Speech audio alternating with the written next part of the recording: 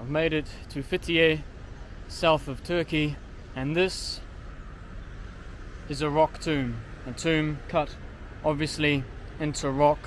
I've had to scramble up a bit of a hill with no path to get here. It's a bit dewy, so getting down might be a bit of a mission, but amazing. This is likely built by the Lycian tribe or people who lived here around the 3rd century BC as part of the Persian Empire.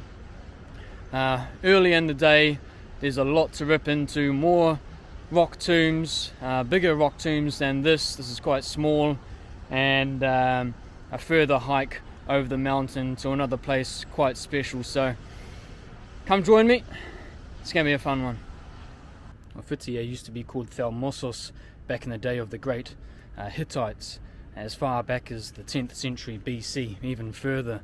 And what we're coming up towards here is a rock tomb built by the Lycians in 350 BC. It absolutely dominates Fethiye, overlooking the city centre, and this is something quite impressive. I can't wait. And so here we have the tomb of Amyntas. Such an impressive tomb, and if we can scramble up these rocks here, we can see, I'm unsure if my camera will be able to pick it up, but there is an inscription that says Amyntas, son of Hermagios. And of course a tomb is a tomb, right? You should never be able to enter, but after a few thousand years stuff happens. One tomb bed here, another and another, obviously for Amyntas and whoever else in his family may wish to be buried here. Of course, I'm not a big fan of graffiti, but London 1823, when it's a few hundred years old, I can kind of let it slide. 1827.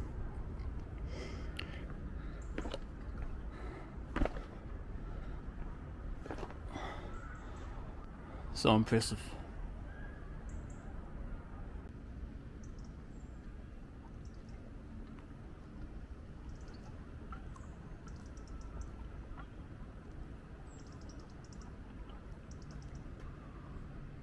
So why cut a tomb into rock? It seems like a lot of work, and it was, but it was an old Persian tradition that magical winged creatures would come and sweep your soul away, and the higher the tomb, the better chance of that happening, and of course to negate any possible grave robbers. Of course, you can see the most elaborate tombs would be reserved for those of higher status with more money, and the smaller ones, they're of course ones who could afford it, and not everyone of course could afford it. The theory that it's a bit higher to stop from grave robbers obviously didn't come to pass, as a lot of these are destroyed as they would be after a few thousand years.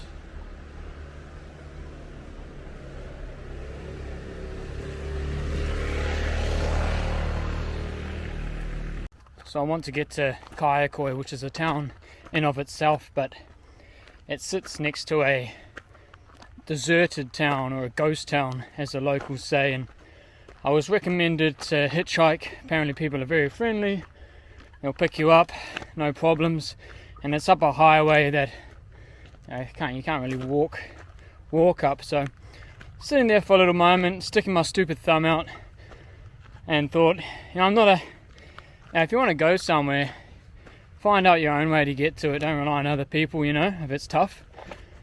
So I felt a little bit embarrassed, and then I see a trail pretty well established trail that you can take, so I thought, well, hell, I'll just take this trail. It's about 10 kilometers. It'll take me a few hours, but I think I much prefer this.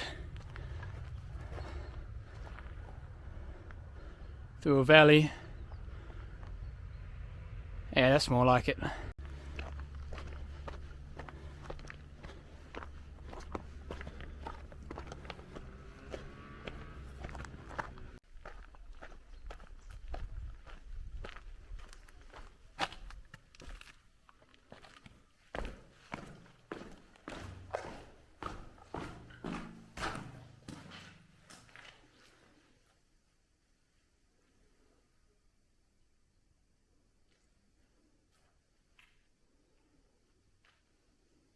So I'm here in Kayakoy overlooking the ghost town of what was called Lycian, and this has always been a Greek dominated part of Turkey since late antiquity. However, after the Greco-Turkish War from 1919 to 1922, the Greeks in Turkey were exiled and the Muslim Turkish were exiled from Greece. It was called the 1922 exchange, the exchange of nations. After the war, Turkey won their independence and became the Republic of Turkey. You know, it's fascinating. It's a quite rare example of a modern day-ish ruined town. You can go to ancient cities, ancient towns, and get a feel of what they may have been, but it's quite rare to be standing on top of a town that is recently been evacuated. You know, maybe in 100 or 1,000 years all these buildings will be gone, but for now it's quite surreal just to be sitting in silence, bar the dogs that keep on circling me.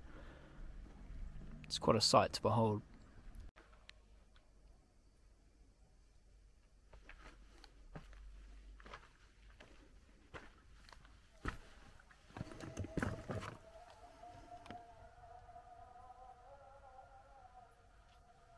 Boys, where are we going? Come on, fella, let's go. Oh yeah, boy. Woo!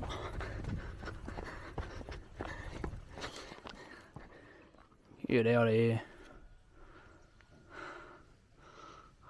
Well, of course, I'm wandering through this beautiful part of the world, but it's hard not to mention the Greek massacre that happened during World War I.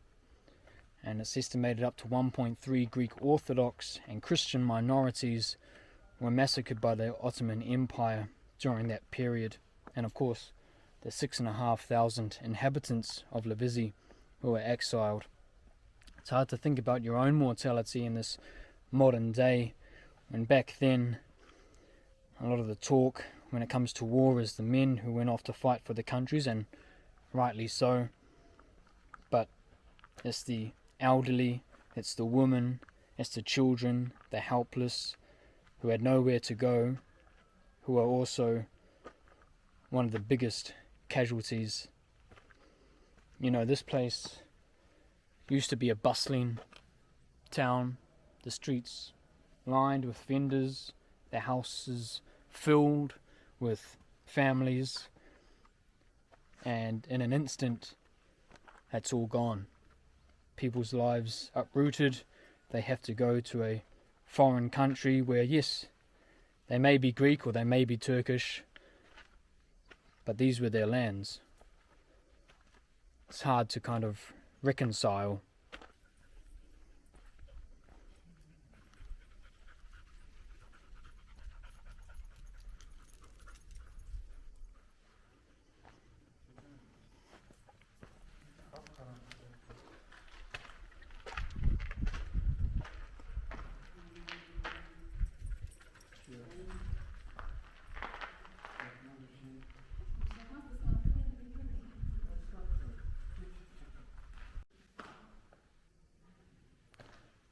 It's one of the old churches, and you can still see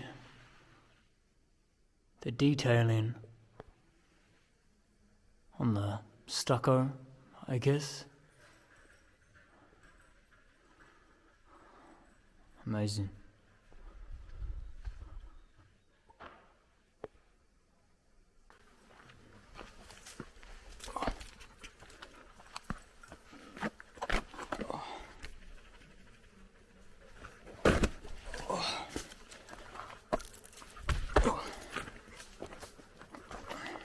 So even today, the Turkish and the Greeks are not the friendliest of folks to each other. If you look at Cyprus today, there is a Turkish part and there is a Greek part, and there is a buffer zone that's held by the UN, and that buffer zone also has ghost towns. So this is not a result of the Greco-Turkish war that transpired after the First World War. This has been going on for hundreds, if not thousands of years. Something quite remarkable, and will it ever end? I doubt it.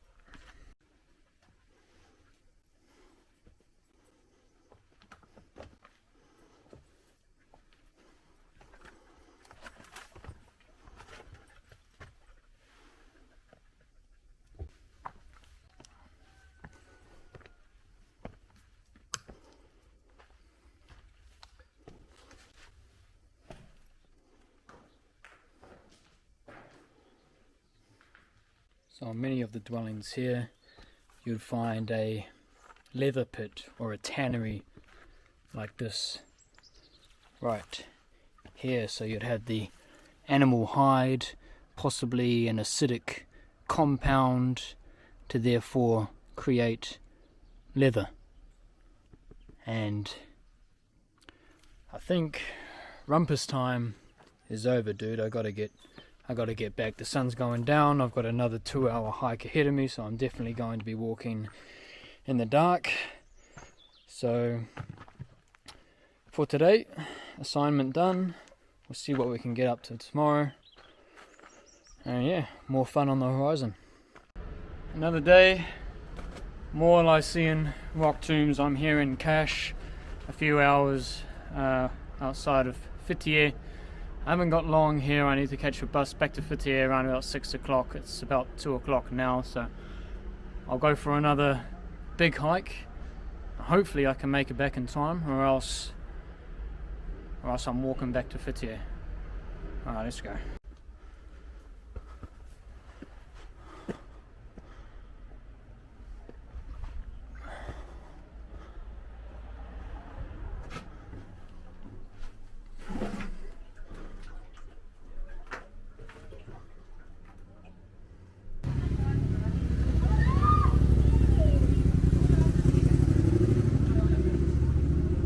So I've come to more Lycian rock tombs outside of Kash.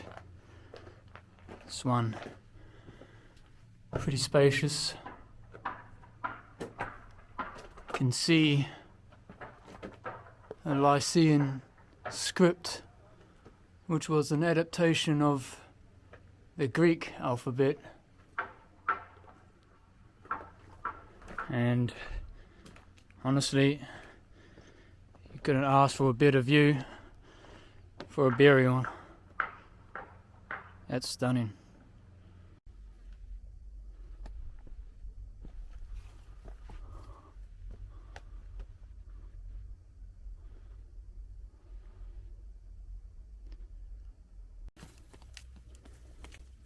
G'day fella. What are you doing? Oh shit, alright. See you later. So that was slightly disappointing. Google was saying that it's an ancient city, which I did have my doubts given there was no ancient road or there were no indicators to suggest you were coming up to an ancient city.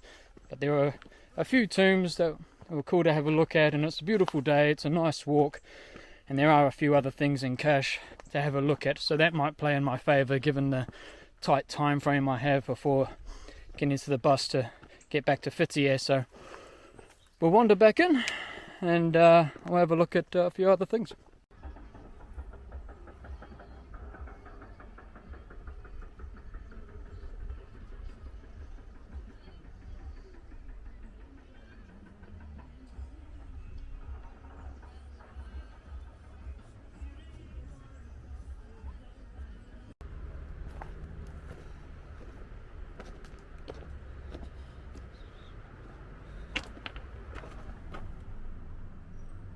Oh yeah, right on.